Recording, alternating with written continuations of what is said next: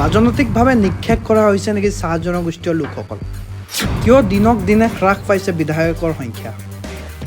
11জন বিধায়কৰ পৰা এতিয়া মাত্ৰ 6জন বিধায়কহে বিধানসভাত।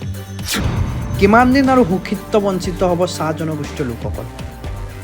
অসমত বাস কৰা চাহ জনগোষ্ঠীয় লোকসকল সদায় সুখিত্ব আৰু বঞ্চিত হৈ আহিছে। ৰাজনৈতিক ক্ষেত্ৰত চাহ জনগোষ্ঠীয় সকলৰ এক বিশেষ ভূমিকা আছে, কিন্তু সাম্প্ৰতিক সময়ত জনগোষ্ঠীটো ৰাজনৈতিকভাৱে যিদৰে গুৰুত্ব পাব লাগিছিলে সেইদৰে গুৰুত্ব পোৱা নাই। অসমৰ মুঠ জনসংখ্যা প্ৰায় 3,40 লাখ আৰু তাৰে চাহ জনগোষ্ঠীৰ সংখ্যা হৈছে প্ৰায় 1 কোটি বুলি অনুমান কৰা হয়। মন কৰিবলগীয়া কথা হ'ল 1 কোটি জনসংখ্যা থকা জনগোষ্ঠীটোৰ কেৱল 6গৰাকীহে বিধায়ক আৰু 2গৰাকীহে সাংসদ। আমি যদি কেইটামান দশকলৈ উভতি যাওঁ তেন্তে দেখিবলৈ পাওঁ যে কেইবাগৰাকী প্ৰতিনিধি আছিল চাহ জনগোষ্ঠীৰ বিধানসভা আৰু লোকসভা। 1985 চনৰ পৰা 90 চনলৈকে চাহ জনগোষ্ঠীৰ 3জন প্ৰতিনিধি আছিল। তেওঁলোকে আছিল ক্ৰমে হৰেণ ভূমিজ, ভদ্ৰেশ্বৰ তাঁতী আৰু পৃথিৱী মাঝি। 2009 চনৰ সময়ছোৱাত লোকসভা আৰু ৰাজ্যসভাত জনগোষ্ঠীটোৰ 3 প্ৰতিনিধি আছিল: পৱন সিং ঘাটোৱাৰ, জোচেফ তপনা আৰু চিলভিয়াছ খণ্ডৱান। 2014 চনৰ সময়ছোৱাত সাংসদৰ 2খন সদনত প্ৰতিনিধি আছিল ৰামেশ্বৰ তেলী, কামাখ্যা প্ৰসাদ তাছা আৰু শান্তিয়াছ কুজুৰে।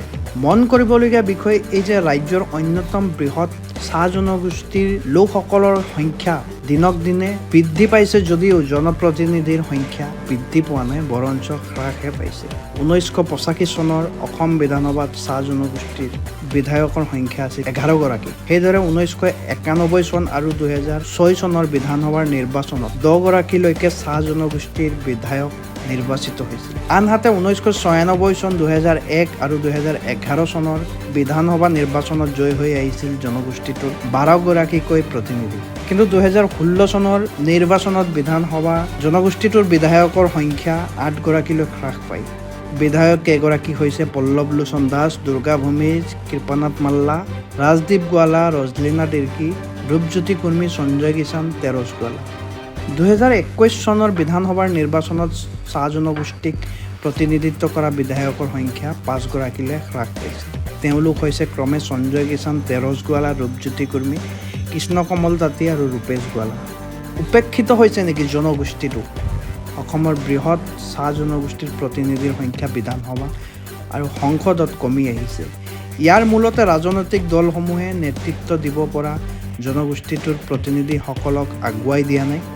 নিৰ্বাচনত যিদৰে প্ৰতিনিধিৰ সুযোগ দিব লাগে সেইদৰে দিয়া নাই, যাৰ ফলত কমি আহিছে চাহ জনগোষ্ঠীৰ প্ৰতিনিধিৰ সংখ্যা। লক্ষণীয় বিষয় যে ভোটৰ সময়ত সকলো ৰাজনৈতিক দলৰ চাহ জনগোষ্ঠীটোৰ কথা মনলৈ আহে।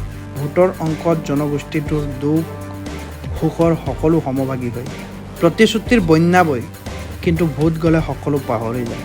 জনগোষ্ঠীটোৰ হকে সংসদ নাইবা বিধানসভাত সজোৰে মাত মতাৰ বাবে প্ৰতিনিধি প্ৰেৰণৰ ক্ষেত্ৰত কোনো দলে উদ্যোগ লোৱা পৰিলক্ষিত হোৱা নাই। আনহাতে জনগোষ্ঠীটোৰ একাংশ নেতাই বৃহত্তৰ জনগোষ্ঠীটোৰ বিপৰীতে নিজৰ স্বাৰ্থ পূৰণতে অধিক মনোনিৱেশ কৰে। এতিয়া কথা হ'ল, কিমান আৰু সুখিত্ব বঞ্চিত হৈ থাকিব অসমৰ চাহ জনগোষ্ঠীয় লোকসকল? 26ত বৃদ্ধি পাবনে চাহ জনগোষ্ঠীয় লোকসকলৰ প্ৰতিনিধিৰ সংখ্যা, নে হ্ৰাস পাই থাকিব দিনক দিনে? সেয়া 26ৰ নিৰ্বাচনতহে গম পোৱা যাব।